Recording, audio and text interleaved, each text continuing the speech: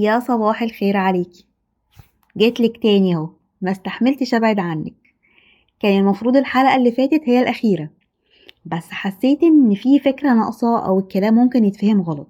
تفتكري مثلا اننا المفروض نعيش في الحياة بؤساء، والحزن والقهر يبقى هو الطبيعي في يومنا، والدنيا كلها هم وكآبة ومفيش سعادة وطوني وصوتوا؟ لا، لا خالص خالص مالص. الدنيا فيها سعادة، هي بس سعادتها مش كاملة. سعادة لحظية كده ومش دايمة، لكن فيها انبساط وزقططة وضحك ولعب وجد وحب. أمال ربنا خلق لنا النعم دي كلها ليه؟ ما عشان نتمتع بيها. خلق جوانا إحساس دائم بالرغبة في الوصول للسعادة، بنسعى طول حياتنا عشان نبقى مبسوطين، وكل واحد بقى بيجري ورا اللي بيسعده. ما احناش زي بعض في النقطة دي. في اللي سعادته في الأكل، في اللي سعادته في فرجة على المسلسلات، في اللي بتحب الكتب، في اللي عايزة شقة أوسع، في اللي عايز يبقى بس مستور ومعافى.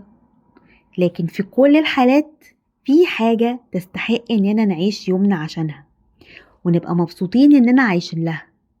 وبس المشكلة إن وسط الحاجات اللي بنحبها دي لازم تحصل لنا مناغصات.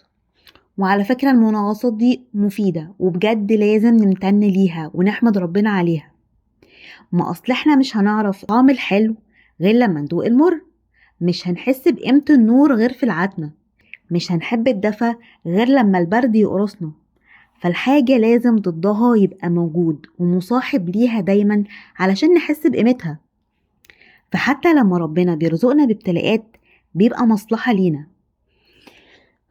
عارفة انتي، عجبا لأمر المؤمن فإن أمره كله خير، إن أصابه سراء شكر فكان خيرا له، وإن أصابه ضراء شكر فكان خيرا له.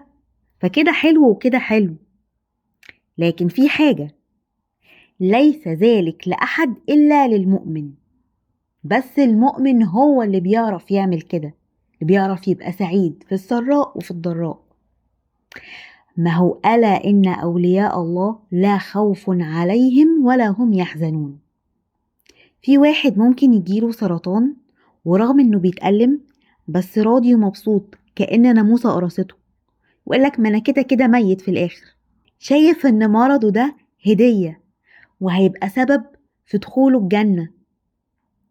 واحد تاني ممكن مثلا يجيله شوية كحة أو حساسية في الصدر تخليه مش عارف ينام من كتر الكحة، فيقعد يقول ليه يا رب تعمل فيا كده، ايه الغلب اللي انا فيه ده، ويكتئب بقى وتبقى نهاية الحياة بالنسبة له. في الدنيا جنة اللي مش هيدخلها مش هيدخل جنة الآخرة. جنة الدنيا هي معرفة ربنا والقرب منه. فالموضوع في ايدك. كلنا عايزين نبقى مبسوطين دنيا وآخرة، وحتى واحنا عندنا مصايب عايزين نتبسط برضو. ما هو ربنا اللي خلق جوانا شعور السعادة ده، فطبيعي هيرزقنا باللي يسعدنا.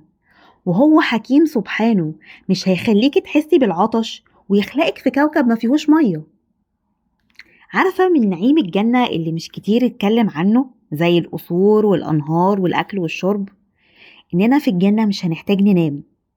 الموضوع ده يعني بيريحني قوي، إن أنا مش هحتاج أدخل في الدايلاما بقى بتاعت أنا مش قادرة أنا تعبانة، ولما أدخل أنام أصلا أصحى عظمي متكسر ومتدغدغة علشان مرتبة السرير تعباني.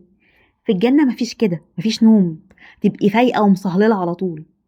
في الجنة كمان مش هندخل الحمام، انسي بقى وجع البطن، هتاكلي وتدبيها ومش هتشيلي هم خروج اللي كلتيه، ولا زنقة البيبي اللي بتجيلك في اوقات غلط وتبقي مش عارفة تروحي فين، طب اتصرفي ازاي يعني، الدنيا زحمة وانا في العربية اعمل ايه دلوقتي. من الحاجات الحلوة برضو قوي الهري بقى بتاع ايه، دي قالت دي عملت وانتي سيئة في رواية احدهم. احدهم ده مش هيبقى موجود في الجنة خلاص. بس يا ستي، اتبسطي وقولي الحمد لله ان الله هو ربنا. ما اتولدناش ولقينا اهلنا بيعبدوا فار ولا قرد ولا نار، فالحمد لله. واشوفك على خير تاني لو لينا نصيب نتقابل. سلام.